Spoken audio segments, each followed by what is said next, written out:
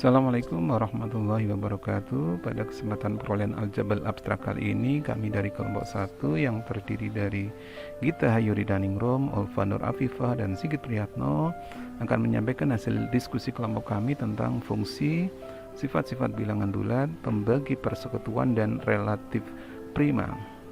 Oke, yang pertama fungsi. Definisi fungsi. Misalkan A dan B keduanya himpunan tak kosong. Fungsi f dari A ke B adalah suatu aturan yang mengaitkan setiap anggota A dengan tepat satu anggota B. Fungsi f dari A ke B bisa ditulis sebagai berikut. F.2 A ke B.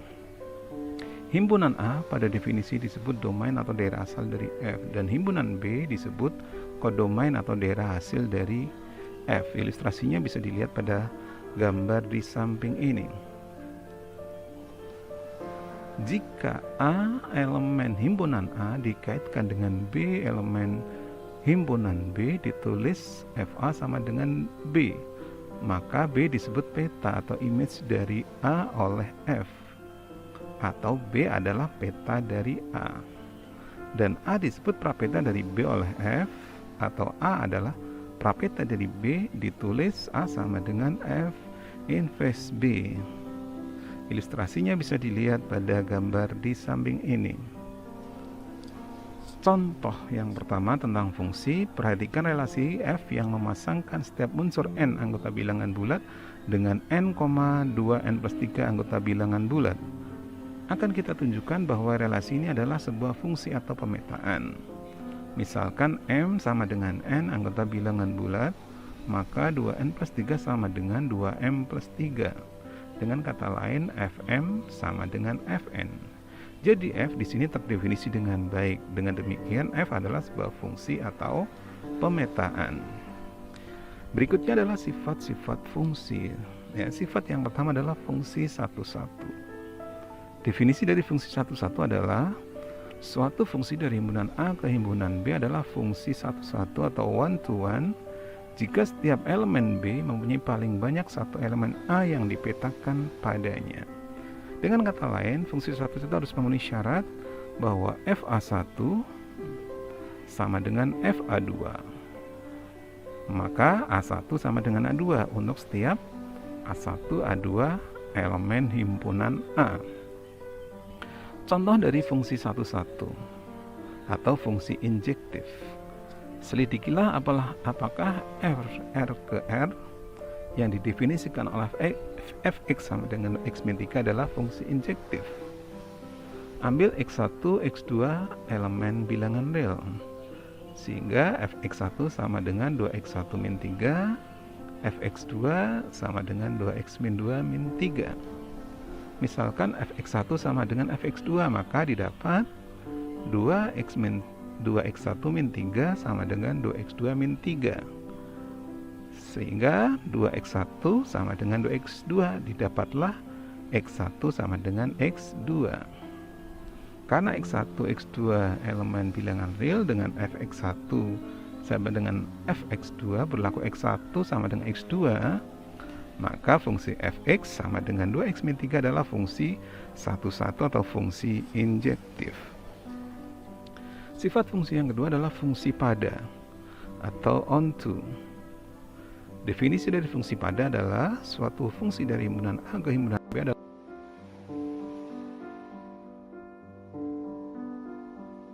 elemen A yang dipetakan padanya.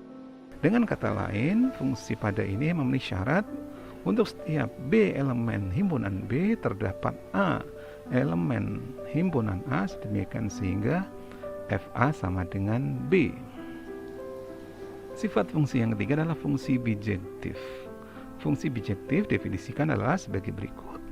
Suatu fungsi dari himpunan A ke himpunan B adalah fungsi bijektif jika dan hanya jika fungsi f itu merupakan sekaligus fungsi satu-satu, one-to-one, dan fungsi pada atau onto. Sehingga fungsi bijektif dikatakan harus memenuhi dua syarat, yaitu yang pertama FA1 sama dengan FA2, maka A1 sama dengan A2 untuk setiap A1, A2 elemen A. Dan yang kedua, untuk setiap B elemen himpunan B terdapat A elemen himpunan A, sedemikian sehingga FA sama dengan FB. Pada pembahasan yang kedua, kita akan membahas tentang bilangan bulat. Z melambangkan himpunan semua bilangan bulat. Z positif melambangkan himpunan bilangan bulat positif, dan Z negatif melambangkan himpunan semua bilangan bulat negatif. Himpunan Z beranggotakan bilangan cacah dan bilangan negatif, yaitu terdiri dari negatif 3, negatif 2, negatif 1, 0, 1, 2, 3, dan seterusnya. Dan himpunan Z positif beranggotakan 1, 2, 3, dan seterusnya. Dan untuk himpunan Z negatif beranggotakan negatif 1, negatif 2, negatif 3, dan seterusnya. Operasi baku penjumlahan, pengurangan, perkalian, pembagian, serta relasi kurang dari sama dengan, lebih dari sama dengan, dan tidak sama dengan berlaku pada Z atau bilangan bulat. Definisi 1. Jika Mn bilangan-bilangan bulat dan M tidak sama dengan 0, maka M membagi habis N ditulis M membagi N jika dan hanya jika N sama dengan Km untuk suatu bilangan bulat K. Sebagai contoh, 2 membagi 8, negatif 6 membagi 24, 5 membagi negatif 15, negatif 4 membagi negatif 12. Jika M membagi N, maka dikatakan bahwa M pembagi atau faktor dari N, dan N adalah kelipatan dari M. Untuk menyatakan bahwa M tidak membagi N, ditulis M tidak membagi N.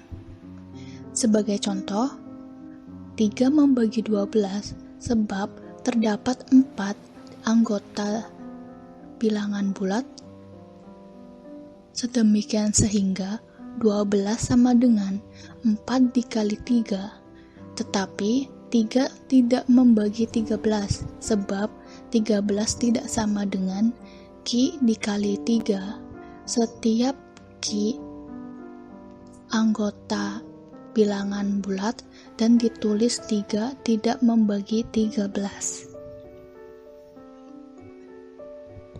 Untuk teorema 1, algoritma pembagian, jika M dan N, dua bilangan bulat dan N lebih dari 0, maka ada bilangan-bilangan bulat Q dan R, sedemikian sehingga M sama dengan Qn ditambah R, dengan R lebih dari sama dengan 0 kurang dari N.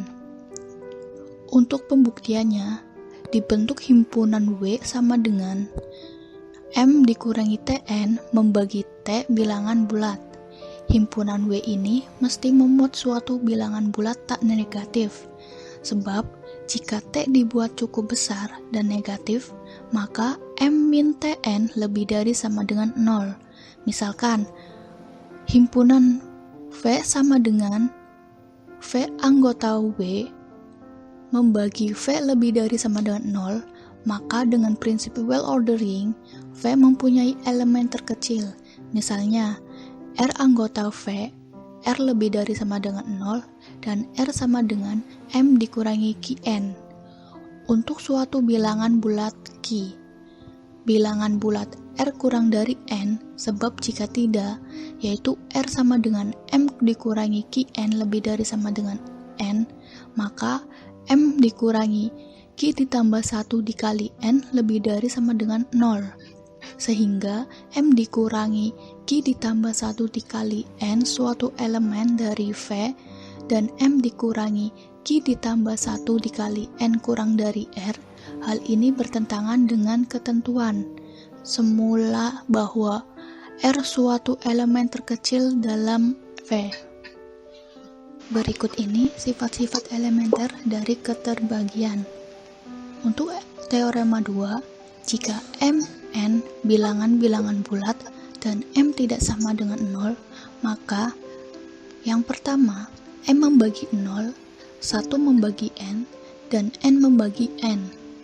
Untuk yang kedua, jika m membagi 1, maka m sama dengan 1 atau m sama dengan negatif 1. Untuk yang ketiga, jika m membagi n dan n membagi k, maka m membagi k. Yang keempat, jika m membagi n dan k membagi r, maka mk membagi nr.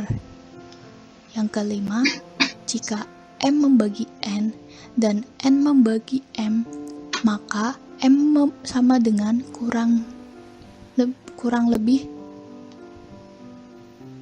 n. Dan yang terakhir, jika m membagi n dan m membagi k, maka m membagi un ditambah vk, di mana untuk setiap u, v anggota B. Pada teorema 2, kita akan membuktikan bagian F. M membagi N dan M membagi K, maka N sama dengan AM dan K sama dengan BM. Untuk suatu bilangan-bilangan bulat A dan B, sehingga UN sama dengan UAM dan VK sama dengan VBM. Jadi UN ditambah VK sama dengan UA ditambah VB dikali M, yang berarti M membagi UN ditambah VK.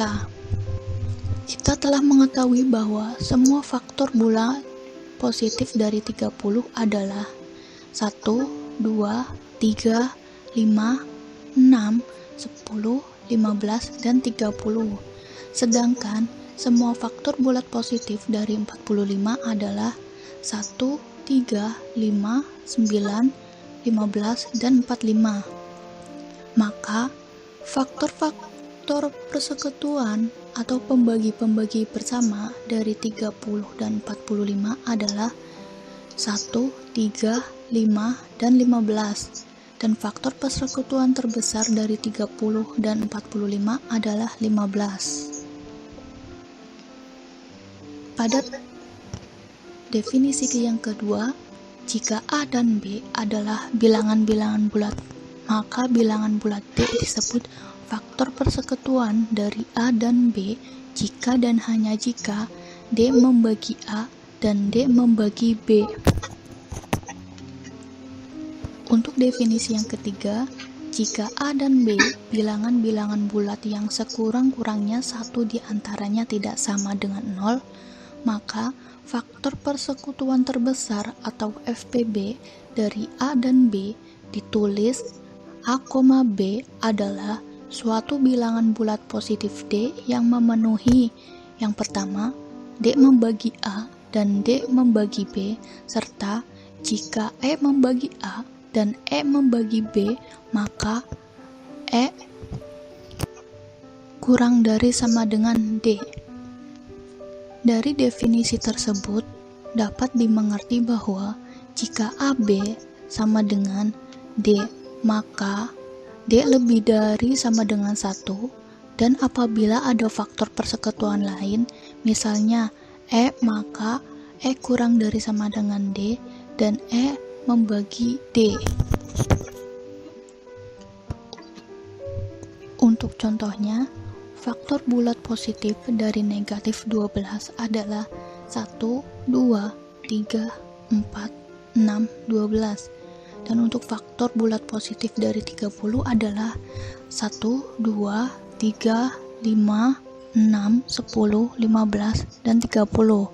Maka faktor persekutuan yang positif dari negatif 12 dan 30 adalah 1, 2, 3, 6. Jadi, faktor persekutuan terbesar dari negatif 12 dan 30 adalah 6, atau dapat ditulis secara singkat dengan negatif 12,30 sama dengan 6. Selanjutnya, dengan mudah dapat ditunjukkan bahwa negatif 5,5 sama dengan 5, 8,15 sama dengan 1, 8,-36 sama dengan 4, dan negatif 6,-42 sama dengan 6. Untuk selanjutnya, teorema 3, jika A, B sama dengan D, maka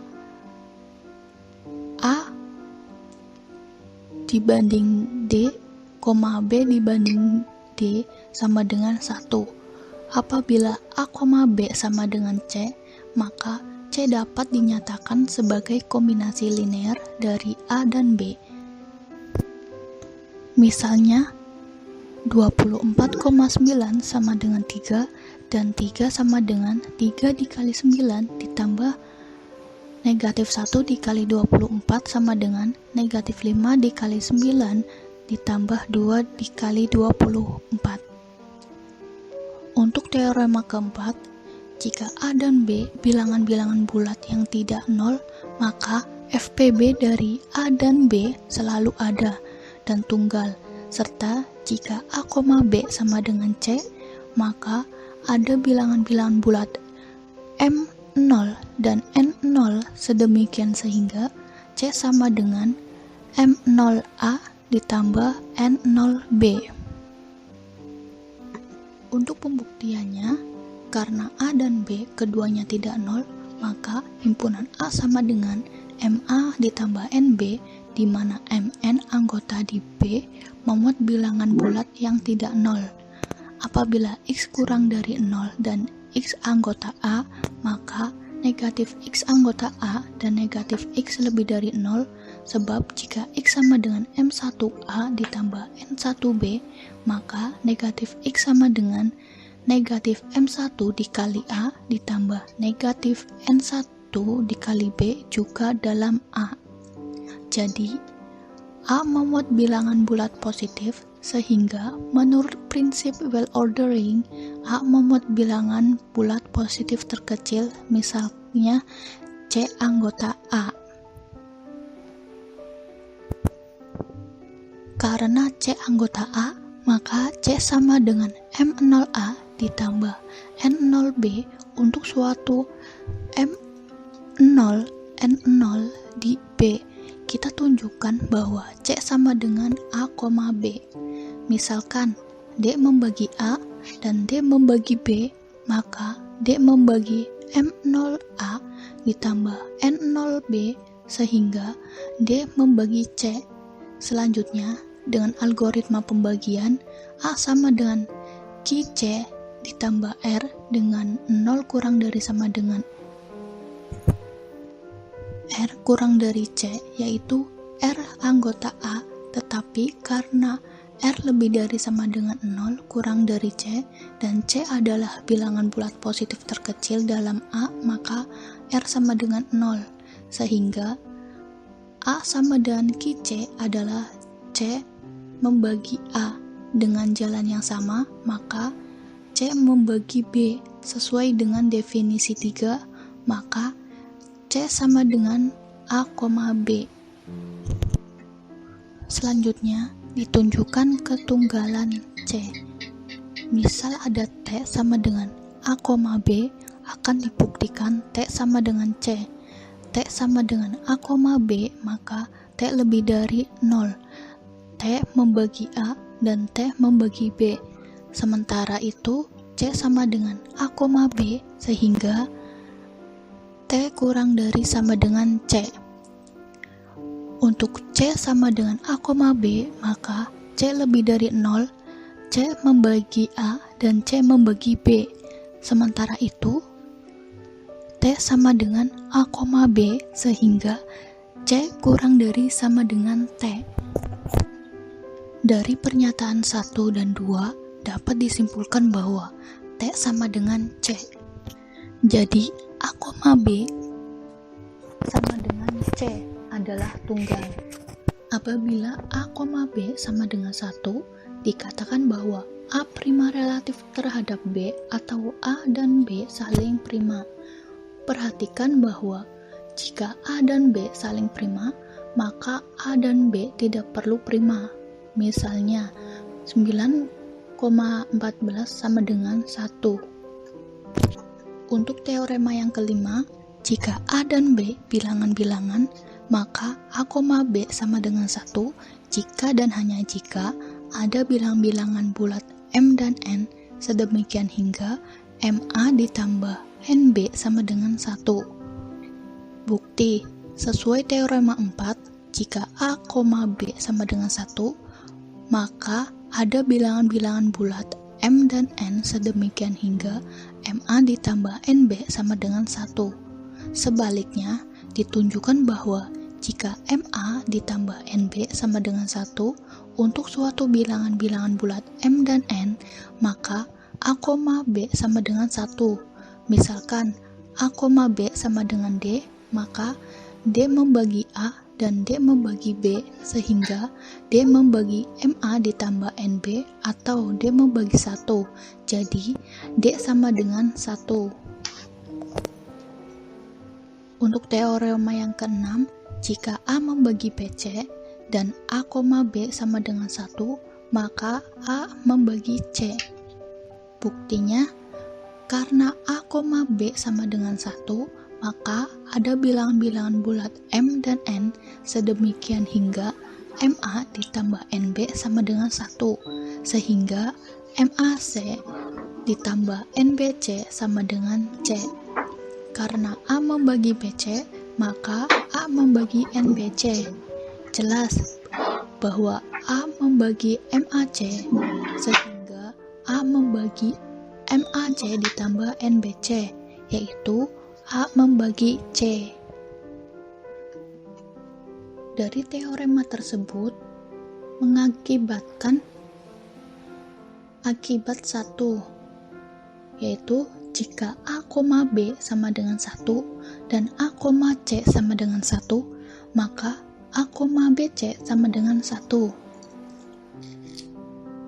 Pembuktiannya, karena A, B sama dengan 1, maka ada bilangan bulat M dan N sedemikian hingga MA ditambah NB sama dengan 1, sehingga MAC ditambah NBC sama dengan C. Misalkan A, BC sama dengan C, maka D membagi A dan D membagi PC, sehingga D membagi MAC ditambah NBC atau D membagi C. Oleh karena D membagi A, D membagi C, dan A, C sama dengan 1, maka D sama dengan 1. Jadi, untuk A, BC sama dengan 1. Definisi keempat, kelipatan persekutuan terkecil atau KPK dari dua bilangan bulat tidak nol A dan B adalah suatu bilangan bulat positif D ditulis kurung siku A, B sama dengan D apabila memenuhi 1. A membagi D dan B membagi D. Untuk yang kedua, jika A membagi C dan B membagi C, maka D membagi C. Dari definisi ini dapat dimengerti bahwa jika A, B sama dengan D, maka D lebih dari sama dengan 1, dan jika C suatu faktor persekutuan dari A dan B, maka D membagi C. Untuk definisi yang kelima, bilangan bulat positif P disebut bilangan prima atau disingkat prima apabila untuk sebarang bilangan bulat A berlaku P membagi A atau A, P sama dengan 1. Untuk teorema yang ketujuh, jika P suatu bilangan prima dan P membagi A1, A2, A3 sampai dengan AN, maka P membagi AI untuk suatu I dengan I lebih dari sama dengan 1 kurang dari sama dengan N. Untuk pembuktiannya, menurut definisi 5, karena P prima, maka P membagi AI atau P, AI sama dengan 1 untuk setiap I anggota 1, 2, sampai N jika P membagi AI untuk suatu I anggota 1, 2, 3, sampai dengan N, maka teorema terbukti. Jika P, AI sama dengan 1, maka P membagi AI di mana setiap I anggota 1, 2, sampai N, sehingga P membagi A1, A2, sampai AN. Hal ini bertentangan dengan ketentuan. Untuk pembahasan yang selanjutnya akan dibahas oleh Gita Hayu Ridaningrum. Kita lanjutkan pada pembahasan berikutnya mengenai pembagi persekutuan dan relatif prima. Sebelum masuk pada pembahasan pembagi persekutuan, mari kita mengenal keterbagian. Misalkan A, B elemen bilangan bulat dengan B tidak sama dengan 0. B dikatakan membagi habis A jika ada K elemen bilangan bulat sedemikian sehingga A sama dengan KB. Contoh, 5 habis membagi 30 karena ada suatu bilangan bulat 6 sedemikian sehingga 5 dikalikan 6 sama dengan 30. Contoh yang selanjutnya, negatif 6 habis membagi 24 karena ada suatu bilangan bulat, yaitu negatif 4, sedemikian sehingga negatif 6 dikalikan dengan negatif 4 sama dengan 24. Pembagi persekutuan. Adapun definisi dari pembagi persekutuan, diberikan A, B elemen bilangan bulat yang tidak semuanya 0. Suatu C elemen bilangan bulat disebut dengan pembagi persekutuan atau common divisor dari A dan B jika C habis membagi A dan C habis membagi B. Pembagi persekutuan sering juga disebut dengan pembagi bersama atau faktor persekutuan ataupun faktor bersama. Untuk lebih mengetahuinya, mari kita amati contoh berikut. Diberikan dua bilangan bulat 12 dan 8. Tentukan pembagi persekutuan dari kedua bilangan bulat tersebut. Ya, kita perlu mengingat kembali berdasarkan definisi pembagi persekutuan, suatu pembagi persekutuan tidak terbatas pada bilangan bulat positif saja, sehingga semua pembagi harus dijabarkan. Maka kita juga menjabarkan pembagi atau faktor negatifnya. Yang pertama, pembagi 12 adalah negatif 12, negatif 6, negatif 4, negatif 3, negatif 2, negatif 1, 1, 2, 3, 4, 6, 12. Kemudian pembagi 8 itu sendiri adalah negatif 8, negatif 4, negatif 2, negatif 1, 1, 2, 4, dan 8. Sehingga di sini apabila kita mencari pembagi persekutuan, berarti kita mencari bilangan bulat pembagi kedua bilangan 12 dan 8. Kita mencari yang sama, diperoleh negatif 4, negatif 2, negatif 1, 1, 2, dan 4. Jadi, pembagi persekutuan dari 12 dan 8 adalah negatif 4, negatif 2, negatif 1, 1, 2, dan 4. Contoh selanjutnya, diberikan 3 bilangan bulat 21, 15, dan 30. Tentukan pembagi persekutuan positif dari bilangan tersebut. Pada soal di atas, kita diminta untuk mencari pembagi persekutuan dari 3 bilangan. Jadi, dalam mencari pembagi persekutuan, tidak terbatas pada 2 bilangan saja, tapi bisa lebih dari 2 buah bilangan.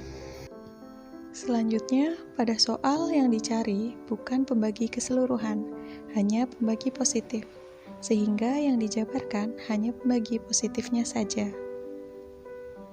Untuk yang pertama, pembagi 21 adalah 1, 3, 7, dan 21. Pembagi 15 adalah 1, 3, 5, dan 15. Selanjutnya, pembagi 30 ada 1, 3, 5, 6, 10, 15, 30. Jadi, pembagi persekutuan positif dari 21, 15, dan 30 adalah 1 dan 3. Pembagi persekutuan positif ini berkaitan dengan pembahasan selanjutnya mengenai pembagi persekutuan terbesar. Pembagi persekutuan terbesar diberikan AB elemen bilangan bulat yang tidak semuanya 0.